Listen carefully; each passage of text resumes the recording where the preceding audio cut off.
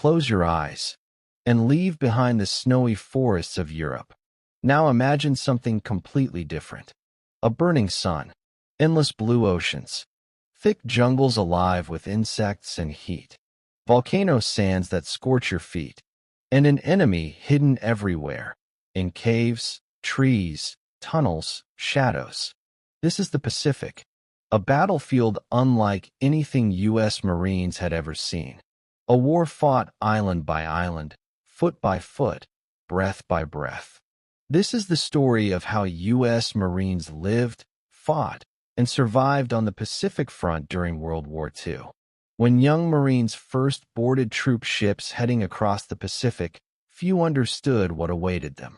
Most were teenagers, 17, 18, 19 years old. Many had never seen the ocean. They waved to their families from the docks, believing they would be back soon. But the Pacific was vast. A journey that took weeks, sometimes months. Days turned into routine. Cleaning rifles, physical drills, eating canned rations, writing letters home, watching nothing but waves for miles. Some men realized, for the first time, how large the world really was, and how far from home they were traveling. The moment Marines stepped onto their first island, the shock was immediate. The heat hit like a wall. Humidity soaked every uniform. Sweat poured nonstop. Mosquitoes attacked without mercy. And the jungle, it wasn't just trees. It was a living monster. Vines that cut your skin, roots that tripped you, mud that swallowed your boots, insects that crawled into helmets, leaves that hit enemy snipers.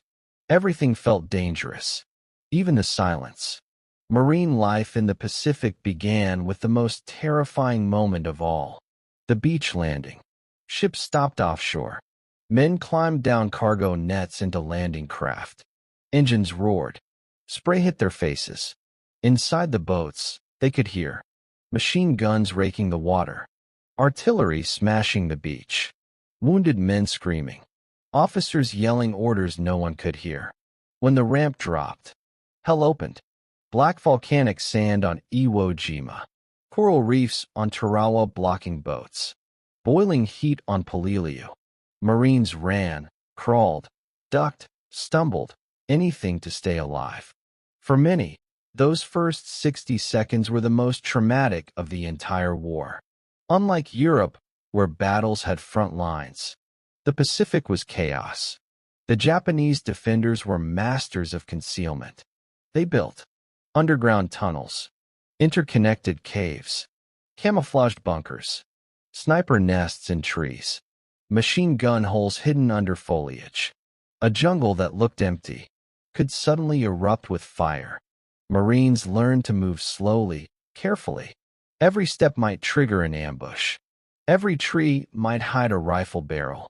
Every rock might conceal an opening to a cave system filled with soldiers waiting patiently in the dark. Survival wasn't just about bullets. The conditions themselves were deadly. The Pacific heat caused dehydration, heat stroke, exhaustion, blurred vision, hallucinations. Water became more valuable than ammunition. Marines often drank from dirty puddles because canteens ran dry. Food was limited. Rations went bad in the heat. Tropical diseases attacked relentlessly. Malaria, dysentery, fungus infections, dengue fever. Some Marines fought fever at night and enemies at dawn. Despite the brutality, something powerful formed among Marines. Brotherhood. Men risked their lives for each other daily. They shared the same foxholes, the same fear, the same exhaustion, the same hope of going home. They joked to stay sane, helped each other clean wounds, shared last drops of water, carried each other through jungle trails. One Marine wrote, "It wasn't America I was fighting for. It was the man on my left and the man on my right." That bond kept them alive when everything else seemed impossible. If days were hell, nights were worse. The jungle exploded with sound. Insects, distant gunfire, rustling leaves, footsteps no one could place. Marines slept lightly, one eye open. Some heard whispers in Japanese. Others heard movement in the bushes. Every shadow looked alive. Illumination flares lit up the canopy, turning night into moments of blinding white. Men clutched rifles even in their sleep. The toughest battles came when Marines faced cave networks. Enemies inside could survive. Bombing, artillery, grenades. They were dug deep into volcanic rock. To take a cave, Marines had to fight room by room. Flamethrowers erupting fire into openings. Satchel charges blowing tunnels. Riflemen covering entrances. Smoke filling the air. The smell of sulfur and fire clung to uniforms for days.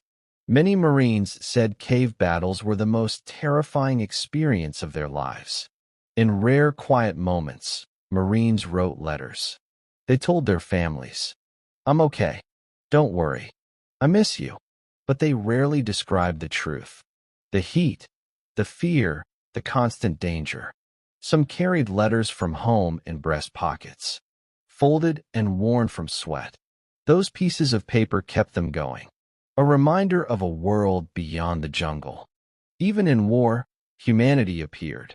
Marines giving water to wounded enemies, sharing chocolate with local island children, helping civilians flee burning villages, praying before battles, attending field burials for fallen brothers. These moments made them feel human again, in a place designed to crush the spirit. By 1945, Marines faced two of the bloodiest battles in the Pacific. Iwo Jima, volcanic ash, no cover, endless machine gun nests. Okinawa, rainstorms, mud, civilians caught in the fire. Kamikaze attacks, massive casualties. The flag raising on Mount Suribachi became a symbol of hope. But behind that iconic photograph was a battlefield soaked in sacrifice. Marines fought not just to win, but to end the war once and for all. When Marines finally returned home, many were only 20 years old. Many had aged far beyond their years. Many carried silent scars. Many never spoke of what they saw, but they rebuilt their lives. They worked, studied, raised families, and tried to leave the jungle behind. The Pacific would stay with them forever, in memories of heat, courage, brotherhood, and survival against impossible odds. The Marines who fought in the Pacific shaped history. They showed resilience, discipline, unity, unmatched bravery. Their battles became lessons for future generations. Their sacrifices helped bring an end to a global war.